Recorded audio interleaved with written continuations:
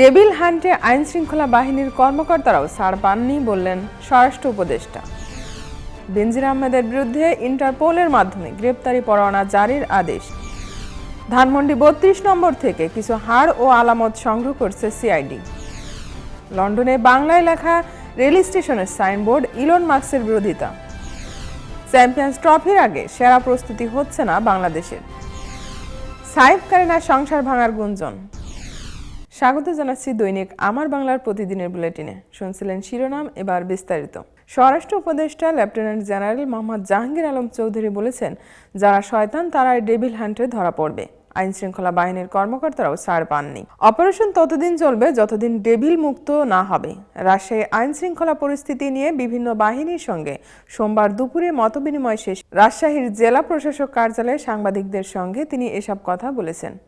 জাহাঙ্গীর আলম চৌধুরী বলেন, operation devil হান্টে কোনো নির্দোষ ব্যক্তি যেন শাস্তি না পায় সেজন্য সব ব্যবস্থা গ্রহণ করা হয়েছে। এজন্য একাধিক কমিটি রয়েছে। স্বরাষ্ট্র উপদেষ্টা বলেন, রমজানে নিত্য প্রয়োজনীয় জিনিসের দাম সহনীয় থাকবে, কারণ ছোলা খেজুর সরবরাহ ভালো।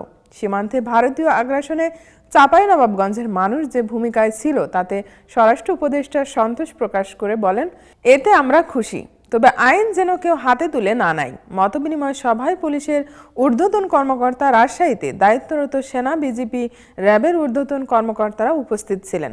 পুলিশের সাবেক মহাপরিদর্শক বেনজির আহমেদের বিরুদ্ধে ইন্টারপোলের মাধ্যমে গ্রেপ্তারি পরোয়ানা জারির আদেশ দিয়েছেন আদালত। দুর্নীতি দমন কমিশনের আবেদনের পরিপ্রেক্ষিতে ঢাকা মহানগরের জ্যেষ্ঠ বিশেষ জজ মোহাম্মদ জাকির হোসেন আজ সোমবার এ আদেশ দেন। এর আগে ৭৪ কোটি টাকার অবৈধ সম্পদ অর্জন ও সম্পদের তথ্য গোপনের অভিযোগে সাবেক আইজিপি বেনজির আহমেদ এবং তার স্ত্রী ও ২ মেয়ের বিরুদ্ধে গত ১৫ ডিসেম্বর পৃথক ৪টি মামলা করে দুদক। বেনজির আহমেদ ও তার স্ত্রী সন্তানদের বিরুদ্ধে করা মামলায় বলা হয়, বেনজির ৯,৪৪,০০,০০০ টাকা জ্ঞাত আয় বহির্ভূত সম্পদ অর্জন এবং ২,৬২,০০,০০০ টাকা সম্পদের তথ্য গোপন করেছেন। তার স্ত্রী জিশান মির্জা ৩১,৬৯,০০,০০০ টাকার জ্ঞাত আয় বহির্ভূত সম্পদ অর্জন এবং ১৬,০১,০০,০০০ টাকার তথ্য গোপন করেছে। তাদের বড় মেয়ে ফারহিন রিশতা বিনতে বেনজির ৮,৭৫,০০,০০০ টাকা এবং মেজ মেয়ে তাহসিন রাইসা বিনতে বেনজির ৫,৫৯,০০,০০০ টাকার অবৈধ সম্পদ অর্জন করেছেন। এর আগে গত বছরের ১২ জুন বেনজির আহমেদের তার স্ত্রী ও সন্তানদের নামে থাকা ৮টি ফ্ল্যাট এবং ২৫ একর ২৭ কাঠা জমি জব্দ করার আদেশ দেন আদালত। এসব ফ্ল্যাট ঢাকার বাড্ডা ও আদাবরে এবং জমি নারায়ণগঞ্জ, বান্দরবান ও উত্তরায়। এছাড়া ২ দফায় বেনজির ও তার পরিবারের নামে গোপালগঞ্জ ও মাদারীপুরে ৬২১ বিঘা জমি, ১৯টি কোম্পানির শেয়ার, গুলশানের ৪টি ফ্ল্যাট ক্রোকের আদেশ দিয়েছেন আদালত।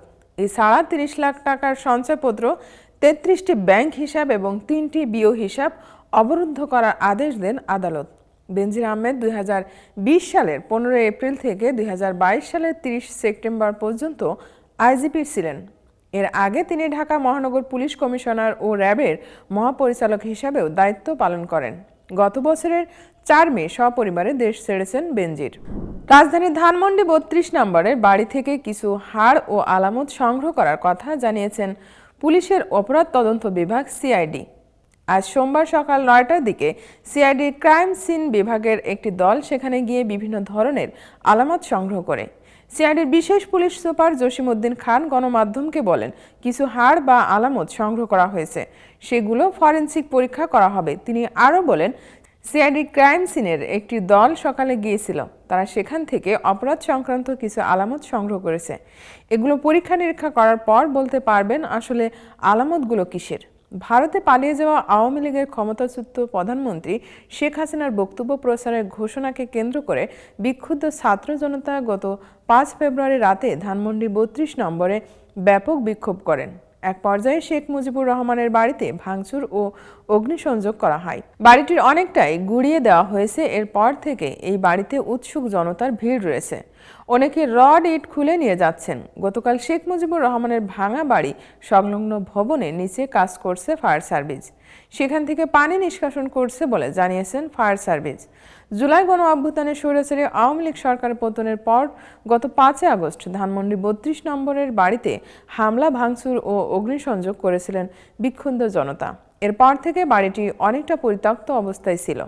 যুক্তরাজ্যের পার্লামেন্ট সদস্য রুপার্ট লোয়ি সামাজিক যোগাযোগ মাধ্যম এক্সে তার নিজের অ্যাকাউন্টে একটি ছবি প্রকাশ করেছেন।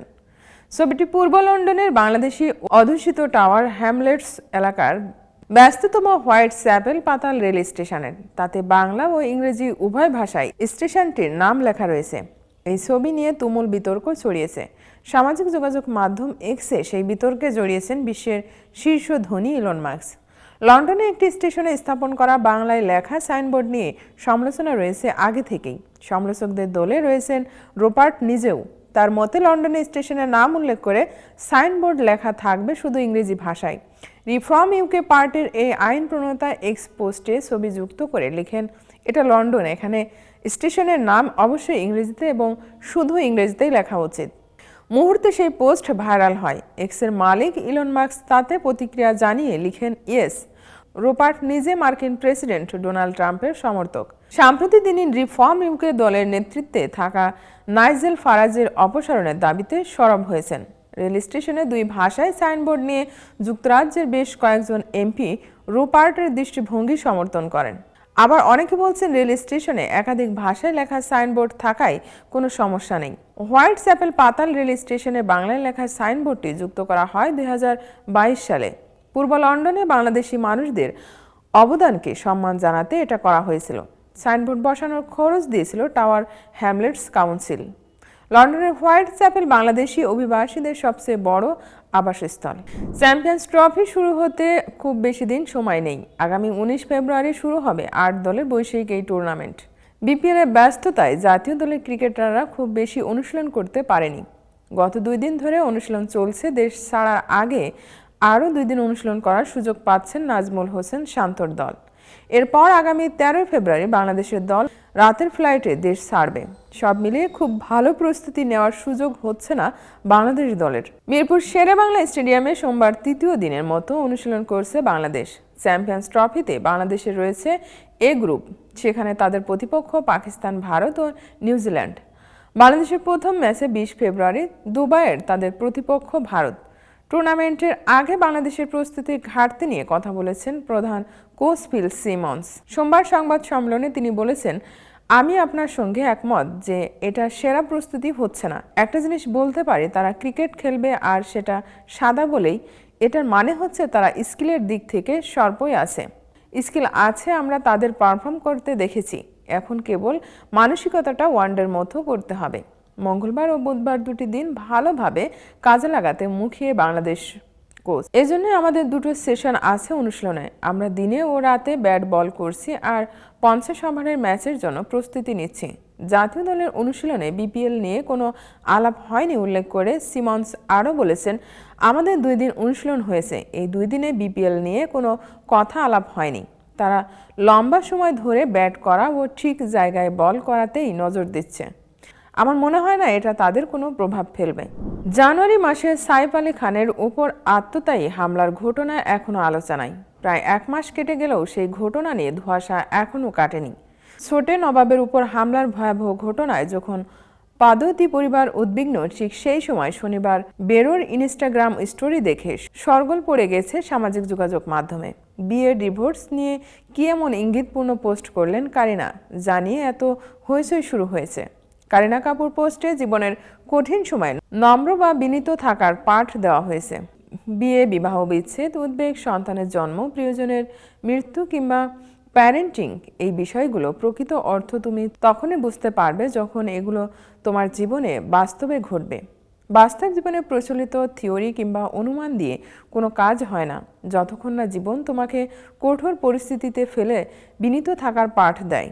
তার আগ পর্যন্ত তুমি মনে করো তুমিই সবচেয়ে বেশি স্মার্ট। এই পোস্ট মুহূর্তেই ভাইরাল হলেও এক অংশের অনুমান, বেবো এমনি এমন দার্শনিক পোস্ট করেছেন। অনেকে মনে করছেন সাইফের ওপর হামলার পেছনে কারিনার হাত রয়েছে বলে যে গুজব ছড়িয়েছে সেটিরই জবাব দিয়েছেন অভিনেত্রী। গত 16 জানুয়ারি গভীর রাতে ছুরিকাঘাতের গুরুতর আহত অবস্থায় সাইফ যখন হাসপাতালে গিয়েছিলেন, কারিনার সঙ্গে যাননি। তাতে কারিনাকে নিয়ে নানা গুজব ছড়াতে থাকে। সামাজিক যোগাযোগ মাধ্যমে অনেকে বলতে শুরু করেন ওই রাতে কারিনা মদ্যপ ছিলেন, তাই তিনি হাসপাতালে যাননি।